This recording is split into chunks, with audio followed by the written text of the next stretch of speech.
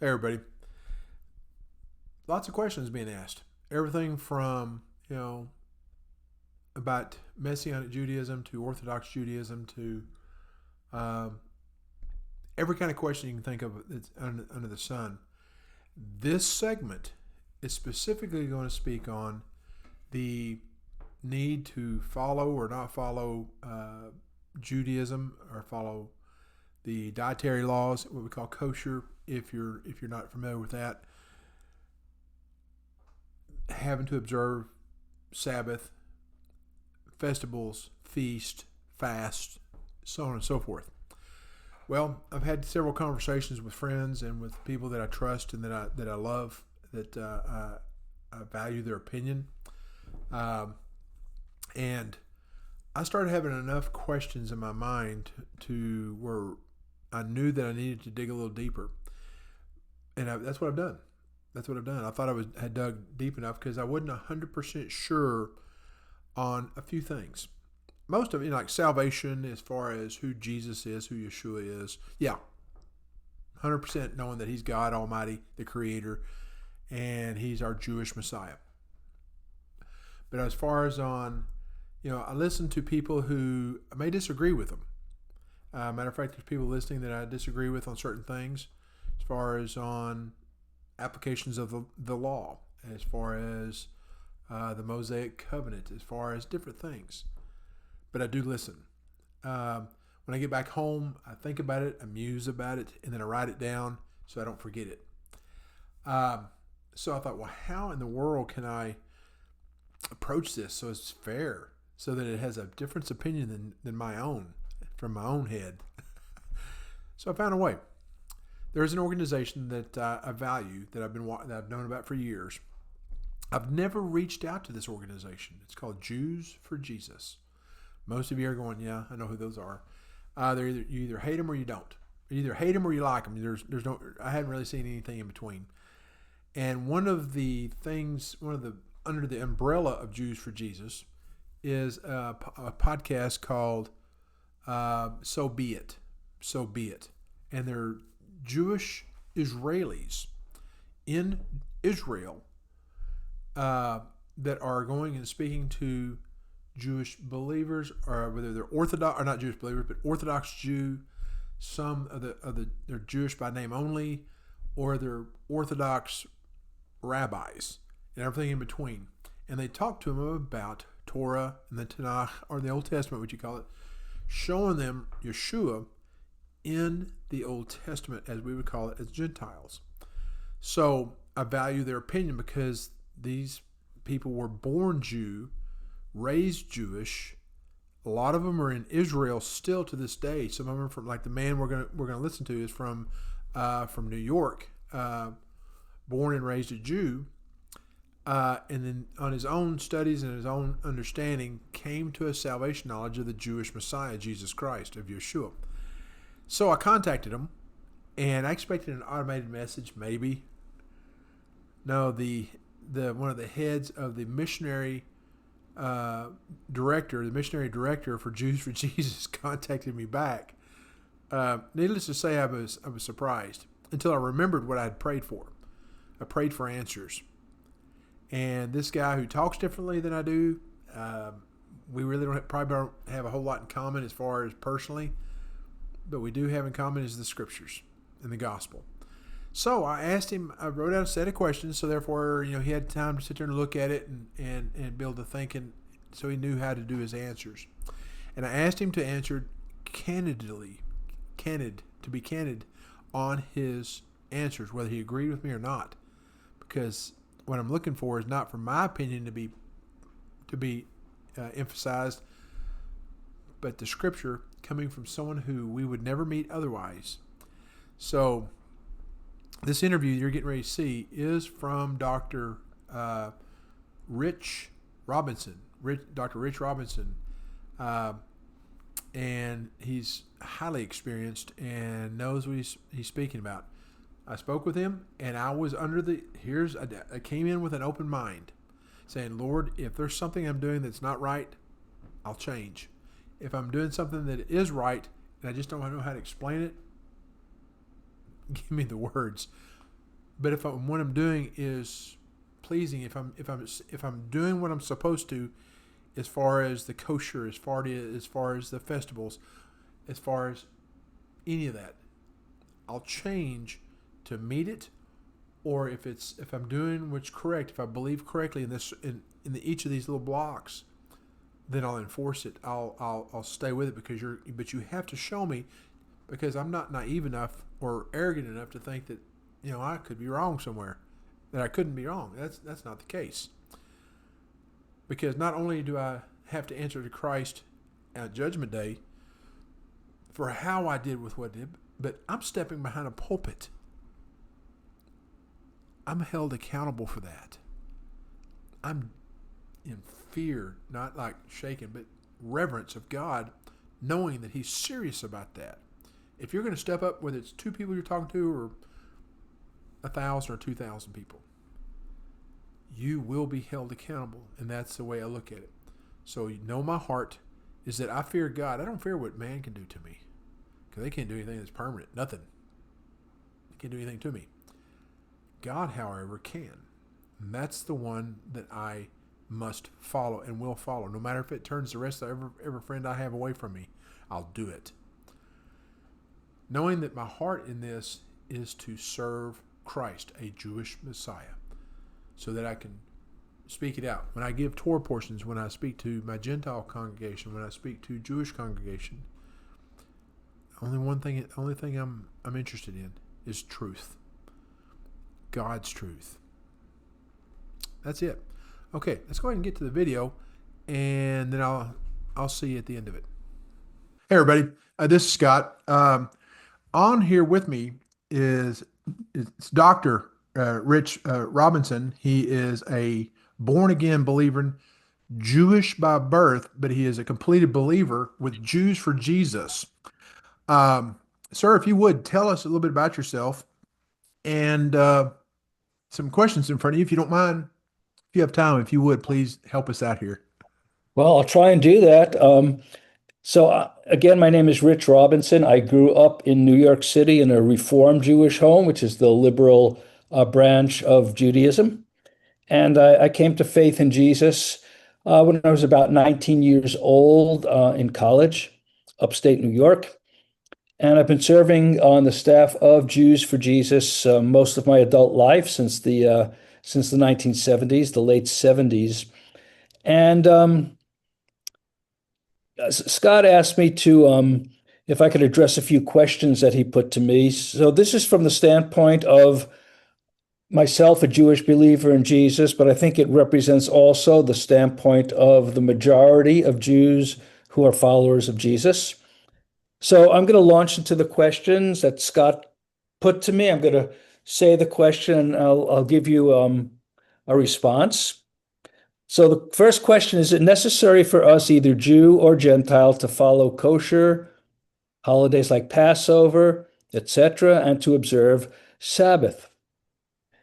The position of most Jews who follow Jesus would be that we're under the new covenant that Jeremiah prophesied about in Jeremiah 31, verses 31 to 34, not under the law of Moses.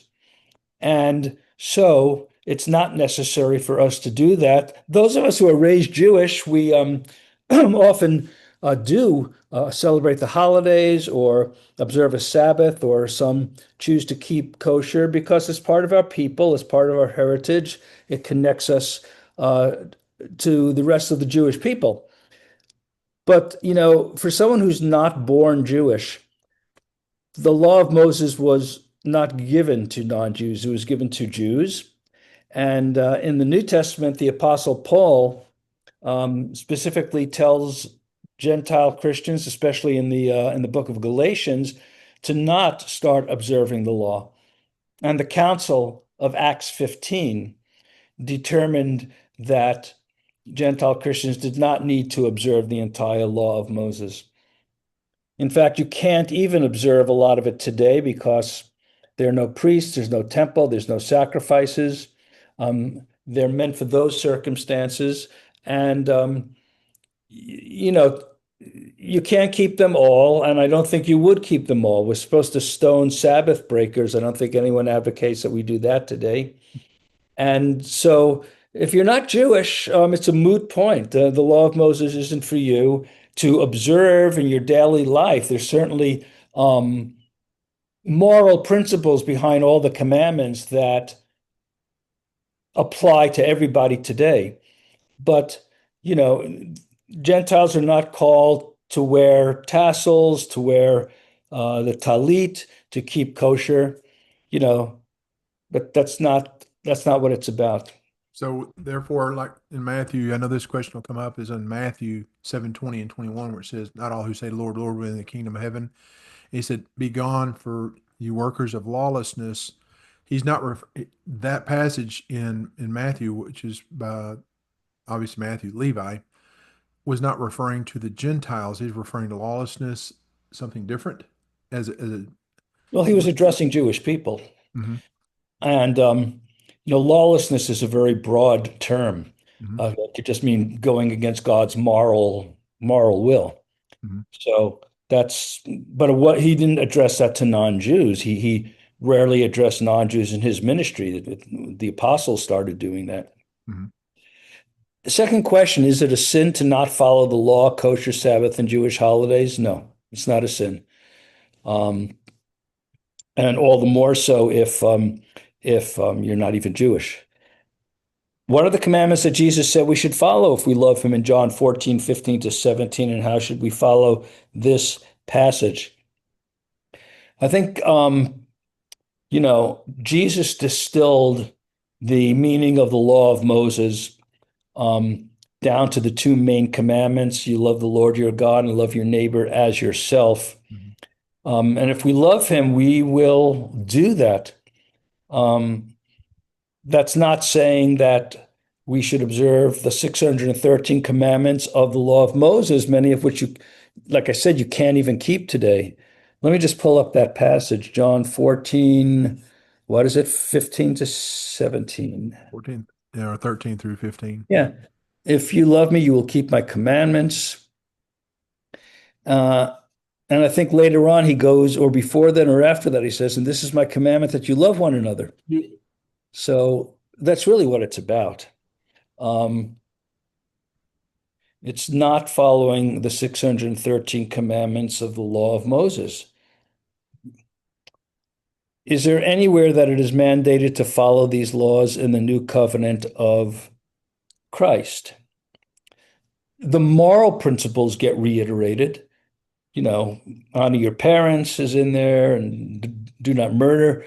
But you have to understand the law is much more than kosher and holidays and Sabbath. And it's much more than wearing fringes on your garments. Yeah. The question, so there on Yeah. now there's three different sets of laws. There's moral law, which everybody, can you explain the three different laws? You have ceremonial, civil, and then moral. Can you explain why we don't observe, if you're a Gentile, if you're non-Jewish, how come we don't observe like having to do Passover, which I enjoy the Passover. It's my favorite holiday because it points to Yeshua. But as a Gentile believer, I love the richness of it. But can you explain as a Jewish believer the three different ones, Yeah. and why we have to obey, or I mean your own opinion? Yeah, I mean, it's kind of artificial to divide the law out that way, but it's helpful. Excuse me. Civil commandments have to do with regulating society. They especially apply to ancient Israel, living as a community in the land of Israel, directly under God and then under kings.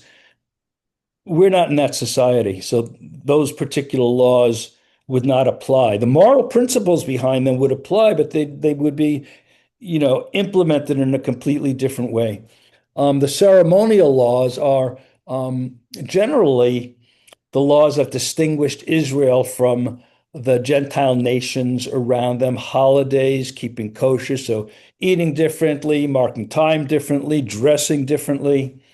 Um, and again, a lot of those are pointers to Jesus, to Yeshua, to use his Hebrew name, but they're not things that Certainly, non-Jews were never called to do that. And even today, under the new covenant, um, Jewish believers might choose to do that to identify with the rest of the Jewish people, but it's it's not an obligation in Well, the view of most Jews who follow Jesus. well, Some followers of Jesus will disagree with me, but I think I'm giving you the majority opinion here. let me ask you this. In Romans 14, which you're familiar with already, is just one of the places where Paul is saying, don't, not to observe one day over another, not to, in other words, but he says also, if you choose not to eat something non-kosher or kosher, then do it unto the Lord. If you choose to eat something, whatever that is, do it unto the Lord. But he also told us that he said, if someone chooses to do it this way, to not eat, to eat kosher, which is fine. I mean, it's very, very healthy. Then don't be mocking them, and vice versa. If someone chooses to not eat kosher and eats a ham sandwich, then not to be getting onto them for that.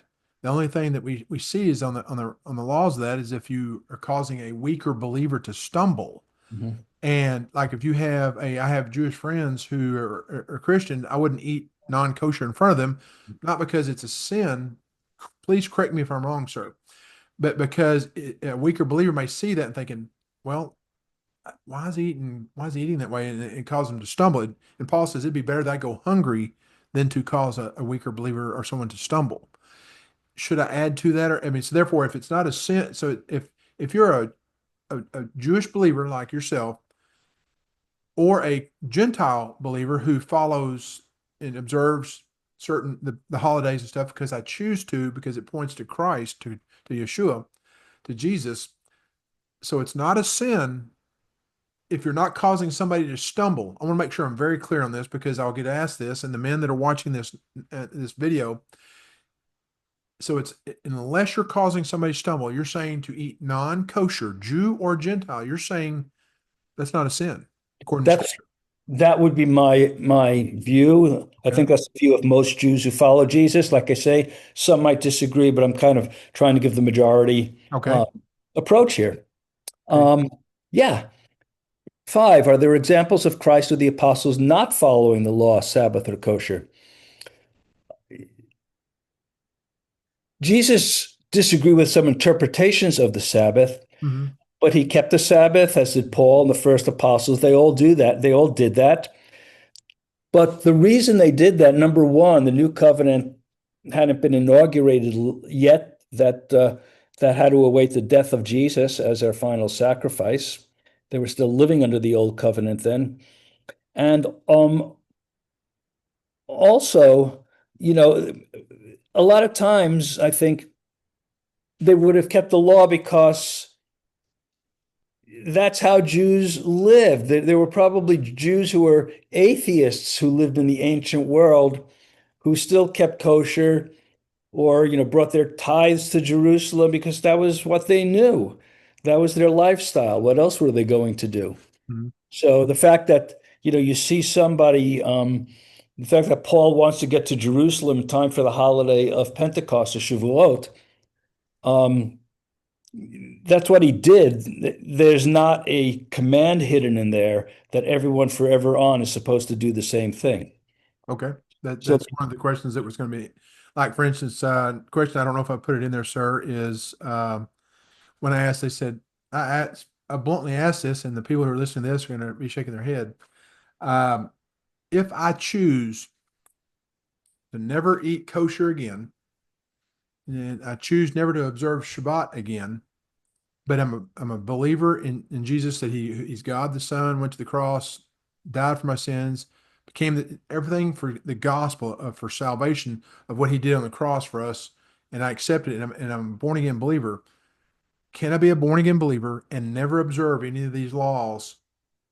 Will I still be saved, or will it, if so, will it affect my gold, silver, and precious stones? What it says, like in 1 Corinthians chapter 3:13, where the bema seat. I mean, this is a question I didn't think to put on there because I just now remembered it as I was speaking yeah, with you. I mean, okay, so the New Testament tells us that we're saved just by God's grace as a Yes, sir. gift. Okay. We're not saved by keeping any laws. Right. You could, not keep kosher, not keep the Sabbath, and sure, you'll still be saved. Will And will it for the affect most your part, treasure? if we're talking about non-Jewish Christians, it's not even, it shouldn't even be an issue because those were never given to them in the first place. So if you So weren't born, so if you're not born, I know I'm pushing this issue because I have Jewish born believers and Orthodox Jewish believers who are going to listen to this video. And if you're wanting to get a hold of this organization, it's Jews for Jesus. Also on the YouTube channel, if you're listening, is there's a one that's in Israel. If you're wanting to listen to Israel, it's called So Be It. Sobeit. That's what if you want to see the this in action where they use Tanakh to show the gospel, to show they don't use the New Testament. These are Israeli Jews evangelizing other showing Yeshua in the Torah and in the Tanakh. So anyway, yeah, I know the guys who do those videos. They get out there on the streets, they interview people right there. Highly recommend the channel. It's I great would stuff.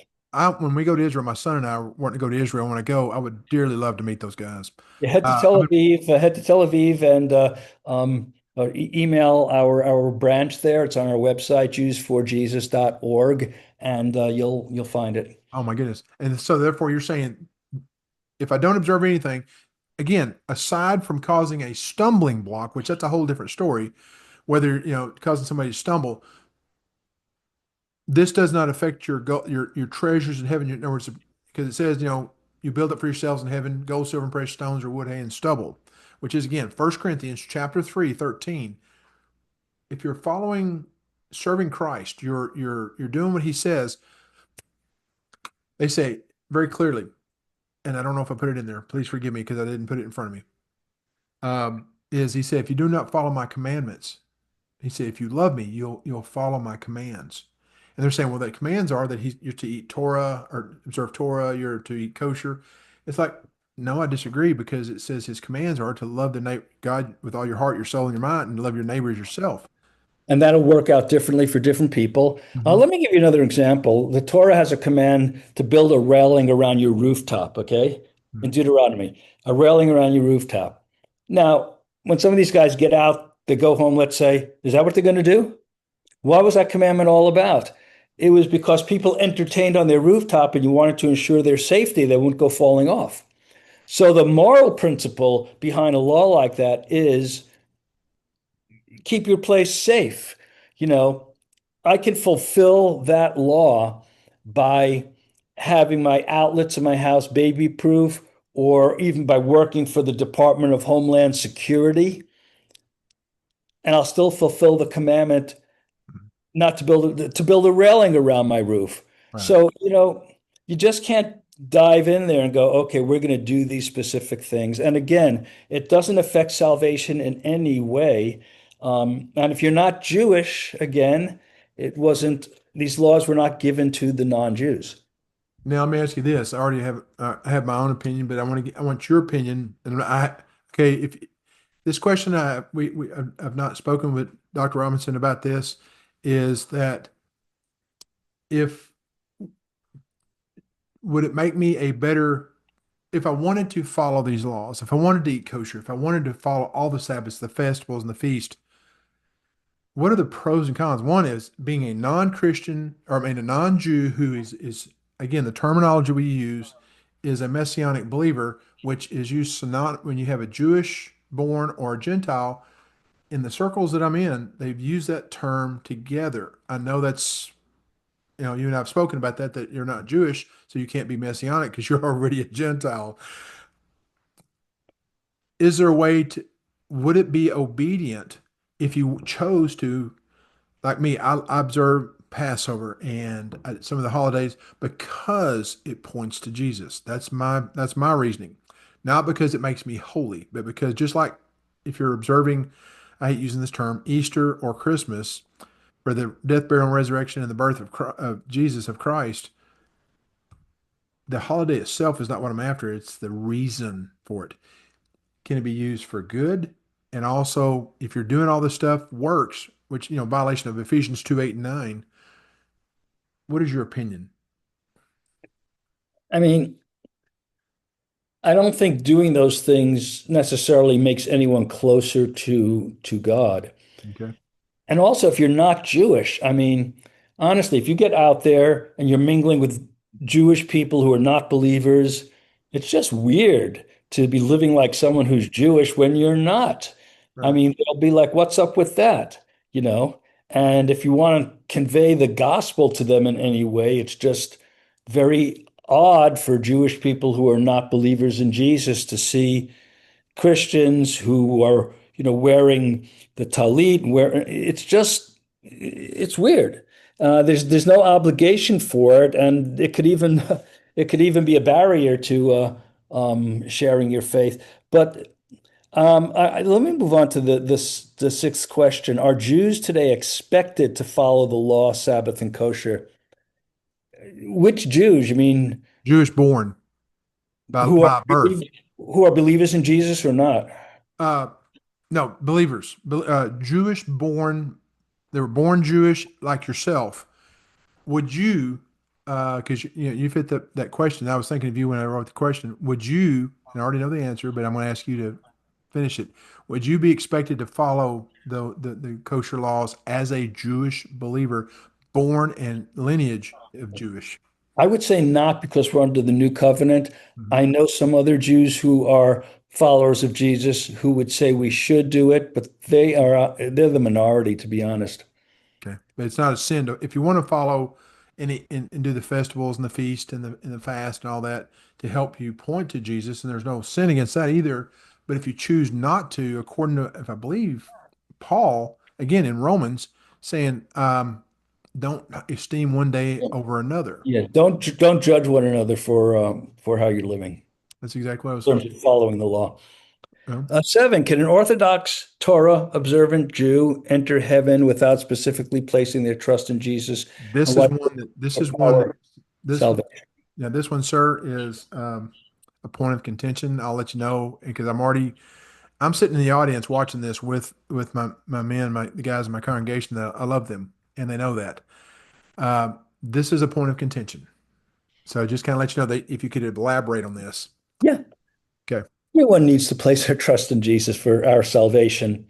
Um, First of all, we talk about Orthodox Torah observant Jews like everyone is pious and deeply religious. Let me tell you something. Like in all of life in the Orthodox Jewish religious community, there's problems, there's scandals, there's immorality, just like there is in the world at large. Yes, sir. Well, we're not talking about, super pious people. There are some of those, and there are many who aren't. So the bottom line is, yes, why did Jesus bother to come if we didn't need to believe in him? Why did he bother to die on the cross if we don't need to believe in him? Why did Paul, whenever he traveled around in the book of Acts, city to city, he always went into the synagogue first and preached to the Jewish people of the city before he went anywhere else? Why does Paul in Romans say, I have unceasing anguish in my heart because of my fellow Jews? And he's talking about how he wishes they would come to faith in Jesus. And then Paul at the end of Romans 11 says the day will come when the Jewish people as a whole will come to embrace Jesus as the Messiah. But for now, he says there's a veil on their hearts and they don't believe, which is actually part of God's plan because now Gentiles are coming to faith in Jesus, but eventually the Jewish people as a whole will come to faith in him. All of that tells us that we all need to believe in Jesus for our salvation. Now, if somebody doesn't believe, it's not my place to judge them. I trust God's wisdom on that. Okay. Me elaborate on that point. You made the exact point uh, where I've had a conversation with more than one person. I used to follow a Gentile pastor. He's called a Friend of Israel, which is John Hagee in San Antonio. He even wrote a book saying that you don't have to have, as long if you're a Orthodox devout believer and you follow everything you can with Judaism, then you can enter heaven. But doesn't that violate John chapter 14:6, where Christ, he said an emphatic phrase of, I am the way, the truth, the life. No one comes to the Father except through me. And John There's, Hagee's wrong about it. yeah. Do what? John Hagee is wrong about that. Jewish people, like everyone else, need to put their faith in Jesus. Otherwise, what's the whole point of Jesus being here and coming and dying and rising if he's not needed? So you're saying, so 'cause I'm being painfully honest with this, sir, because this is, I've lost a little bit of sleep on this one because the people I love that I'll talk to, and 73 of them are watching this video, is the things they say, well, we don't know until we get to heaven whether if you're a good enough Jew, if you've done enough stuff. Well, that's a works-based Yeah, salvation, which no longer works exists after based. the new. Yeah. So Christ says, no, there is no. So you're saying there is no other way to go to heaven except through Christ, not after you've died. And then he says, okay, now you're good enough, but you have to have been born again, just like what Nicodemus was told by Christ at that night. You have to be born again before you die. You have to have it in this lifetime because once you're dead, once you die, Hebrews chapter 9:27, it's once for a man to die, and then there's the judgment. Yeah, I mean, Okay. none of us are good enough. Isaiah 59, I think it is, says all our righteousness is filthy rags. Yes, sir. Um, Romans, the first three chapters points to the fact that everybody, Jew or Gentile, is sinful and needs salvation. So none of us ever can be good enough. Wow. And anyway, that would be kind of unfair.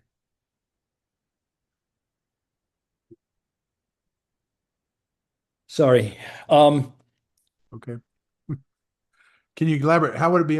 How? it would be unfair because what's the cutoff point? If I'm 51% good and 49% bad, is that enough?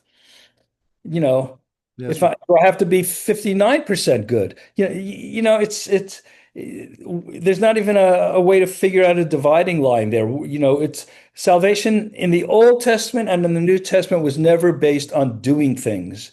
God saved Israel out of Egypt by his grace, and only afterwards did he tell them how to behave. It's all grace based. Okay. So, um, there's also a book I recommend, Scott. Um, let me pull up the title of it. It's actually written by one of my colleagues. Avi Snyder is his name, and yeah, it's called "Jews Don't Need Jesus and Other Misconceptions: Reflections of a Jewish Believer," by Avi Snyder. Snyder. If you hit up Amazon or if you hit up store.jewsforjesus.org, you'll see the book there. You might want to get a copy for the library there. I shall, sir. If I can get it here before today's what, Tuesday? I'm going to see if I can't get it here either before Saturday. If I can, I'm going to order more than one copy. So the thing is, I'm going according to your recommendation. Those of you all watching, you're asking, Scott, why are you asking a Jewish believer to give this information? It's because I have a lot of people asking questions. Just a small podcast, you know. But the thing is, there's enough people asking the same questions Yeah. from our Jewish brethren who are believers. And if it wasn't for the Jew, we wouldn't have salvation because we worship a Jewish Messiah. His name is Yeshua. We call him Jesus Christ. And the thing is, these men and women are coming to us as completed believers, as born again brothers and sisters in Christ, that their information and their story is invaluable. And me, I'm one of the people that I need that to help strengthen my faith in a Jewish Messiah. And Dr. Robinson, is there anything else you would like to add to or say to the, because this is going to go to the prisons. It will go into the prison system. I don't know how many people watch that, but it will be quite a few, not just my group. And I don't have any qualms that other people use it for their churches and stuff. So this will be going other places. Okay. Well, you asked a couple more questions. Oh, I did. I'm sorry. I was Yeah. thinking, I was thinking we had finished. I'm sorry. My brain is doing like this. No, because there's a lot here. These are actually good questions. I'm glad people are asking. Most of the class believes that Jesus is God the Son, but not all. Can you give your thoughts? It's more than I can do on a Zoom thing, but yes, we believe that Jesus is God in the flesh. Um, that is what the Bible teaches, plain and simple. It would take a lot of Bible study to go over that, and you say you've already done that, but yes, and as Jews who follow Jesus, we're very comfortable and very happy to say that God came in the flesh as Jesus. He is God the Son, and God is three in one. And if I know they may not have internet access, but if you hit up our website and you even just put in the search um, Trinity or something like that, you'll come up with some helpful articles that you might be able to print off for people. Yes, sir. I'm a lot, my luckily my church I go to on the first day of the week allows me to use their copiers and at no Oh, cost nice. to me. As long as it's done for ministry, they don't care. That's And awesome. I take full advantage of that. So also, so you're saying that if I choose to worship on the first day of the week, what we call Sunday, even though we believe that I believe that the Roman or the Catholic Church back many centuries ago moved it away from Sabbath because they hated the Jewish people. Am I still Well, okay? you're fine. You're fine. I mean, you can worship God anytime. Um, Listen, I'm attending a church that meets on Sunday mornings. In the past, I've been to a Messianic congregation that met on Friday evenings. So I believe either one is fine and appropriate. In the beginning, actually, it seems like the first Jewish followers of Jesus managed to worship on both days, the traditional Sabbath and then Sunday in, uh, in commemoration of the resurrection. Okay. So, I just want to yeah, address that because you don't realize, sir, how many different. I had to write it down when I in the questions because there was too many. yeah. I And mean, people will have their opinions, and my brief answers aren't, going to convince people, but I'm telling you, my standpoint, and obviously to go into it would be a lot. Couple of other things here. You said I have several in the class continually quote from Torah on the laws and are thinking we are still under the yoke. I think we've addressed that. yes, sir. Um, and I think we've addressed everything else already in this Okay. quick conversation. So I hope it's helpful. And Scott, you can always hit me up by email, Yes, sir. and I may have other things that I can recommend that could be helpful as well. Can you get, is it okay? Would you mind giving a way to get if you're Jewish believer or Orthodox, can you give us how would somebody get a hold of you? The ones that when they're watching this in the churches and on the podcast who are Jewish, not believers, or they are and they need to get some more information. How would they do that? Let me put an email address here in the chat. Okay. Okay. And that'll get routed to me. Okay. They can see that as okay. Yeah, that showed up easily. Just go to that website there. JFJ at JewsForJesus.org and hit the website up itself. Mhm. There's a lot of things. Well, they can't do that, right? I'm sure. That But the thing is, here's what we can do. If it's non-prison, obviously there's a different story. But the men, the offenders that are in the prison system, they can hit me up or hit up one of the other pastors who we can go and get information from Jews for Jesus or websites so as to be able to and we'll print it up and bring it into the classroom. The prison, if it's religious material, we can bring it into the classroom from your website. We can't get it from like their uncles or their aunts. It can't be family. It can't be anybody associated with the yeah. prison other than a ministry. In other words, you're allowed to send stuff into the prisons. Matter of fact, even of course, I would love for you to, if you ever showed up here, I would take you into the prison. You would see him eyeball face to face. And Yeah. that's an invitation. I go once a month to the prison because it's 2.5 hours or a little over 2 hours away from me. And so busy, but if you ever come down here, I will take you into that prison. I'll come pick you up at the airport and deliver you. We'll go there and I'll deliver you back to the airport after we feed you a good steak. I'll let you know if I come down that way, right? Yes, sir. I would love to. Is there anything else you'd like to say, sir? Um, no, you've got the resources that can be passed on to the people. They've got an email address, and hopefully it'll be helpful for some folks, or at least food for thought, you know? Okay. Yeah. Again, this is Dr. Rich Robinson from Jews for Jesus. And the thing is, again, the reason why I brought him on here is because just to get more information and just to get a perspective from a born Jewish believer who is now a believer in Jesus Christ, in Yeshua. So therefore, I appreciate your time, sir. Thank you very much because this has been a big help to us. Well, Scott, thanks for having me on, and everyone watching this, be blessed, and maybe meet some of you at some point. Well, you saw the interview, and again, it wasn't scripted. I just sent a set of questions to him that I've been asked over and over and over again.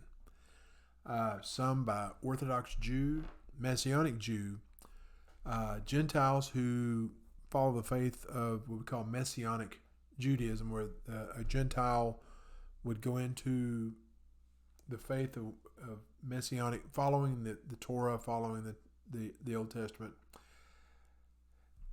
asking different questions. People that agree with me and disagree with me, some very vehemently. That's why I had to do this interview.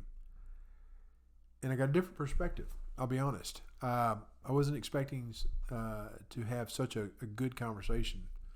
Again, this man was born and raised Orthodox Jew from New York.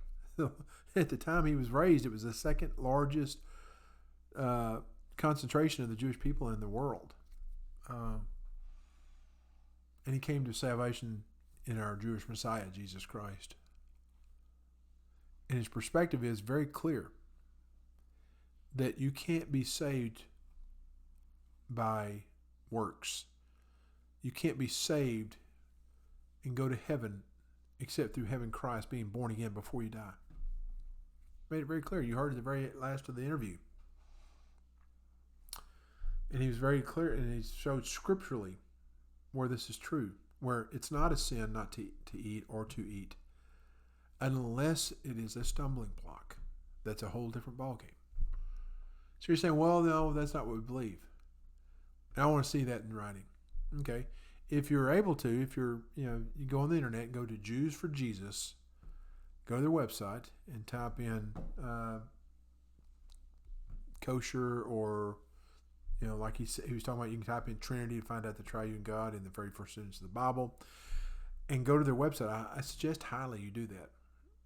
Also, you can go to, if you're on YouTube, if you like to look through there, is go to the video under Jews for Jesus called "So Be It." So be it. SOBEIT. So be it. 3 separate words. And it's, oh my goodness.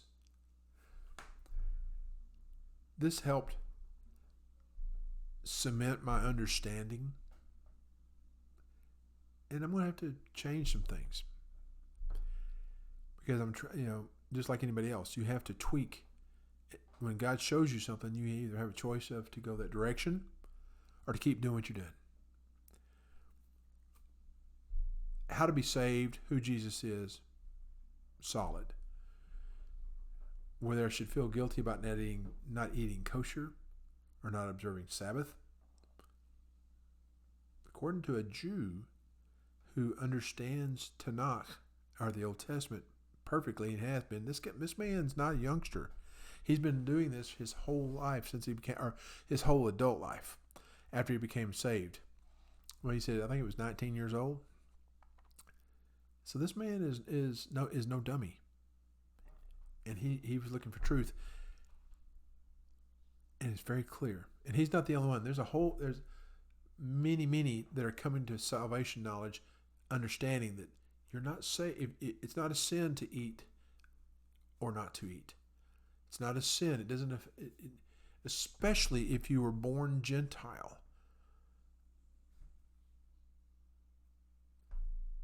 If you were born Jewish, the same laws apply. If you become a born-again believer, you're no longer underneath the old Mosaic covenant. Now, if you're thinking, well, I'm not going to eat or do things otherwise, okay, well, because that's it's no longer because you're trying to earn your salvation or trying to be obedient to God. It's because that's what you want. And like if I decide to eat kosher, like when I have children that do that, they do it for dietary reasons, for health reasons. Okay, there's nothing wrong with that. It's perfectly good. It's actually beneficial for you.